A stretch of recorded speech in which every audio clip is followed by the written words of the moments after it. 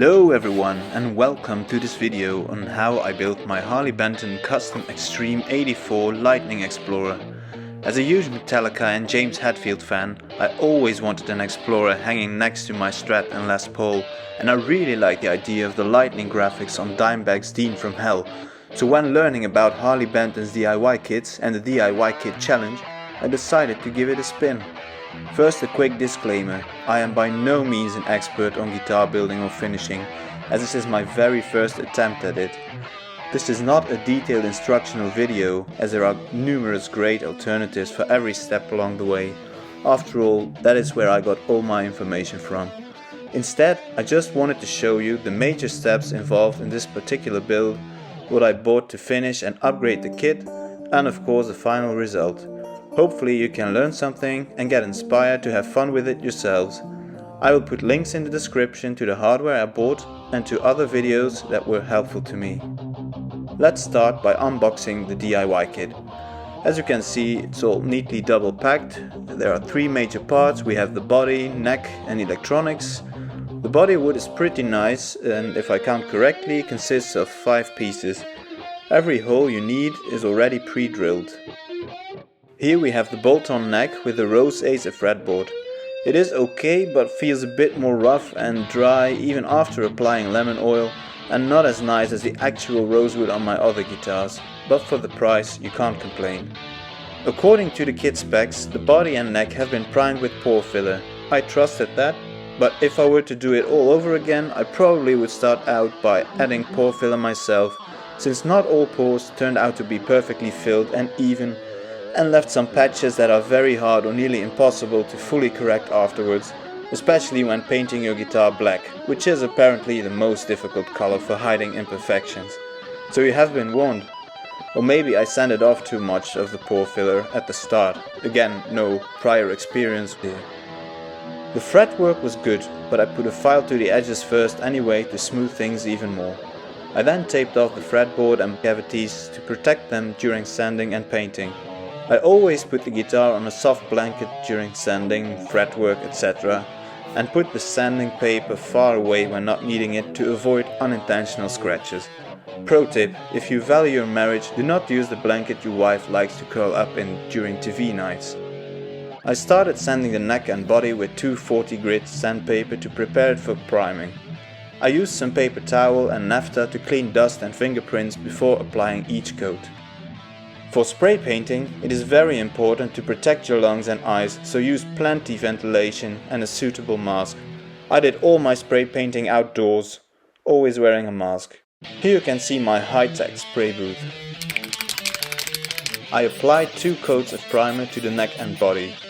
I used Motip Effect Universal Primer, which is an acrylic paint, just like my color and clear coats that came afterwards. Here I am sanding with 400 grit sandpaper, which took off quite a bit, that's why I needed the second coat of primer.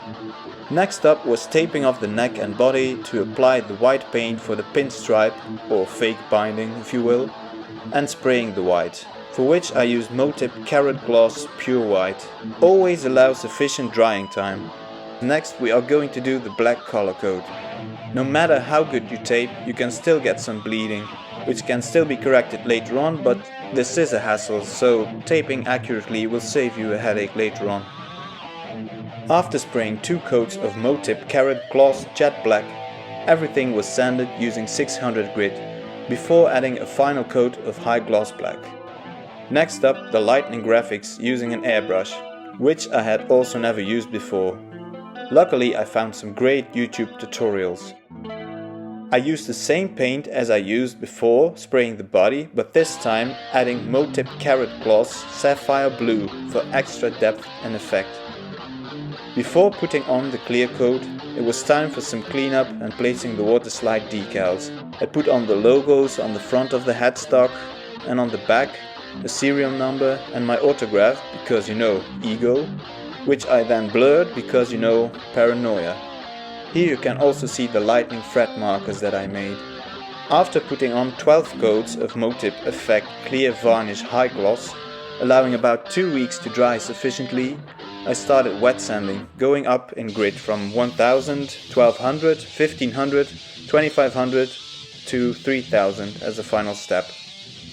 For buffing I used an electric drill with wool pads, Manzano one-step polish, 3-in-1 cut gloss and wax, and a lot of manual rubbing with a microfiber cloth as well. I think the final result looks pretty mirror-like, although the poor imperfections mentioned earlier and very fine swirl marks are something I can and will have to live with, especially not having a buffing wheel or unlimited amounts of time at my disposal. I wanted to properly shield the cavities using conductive paint.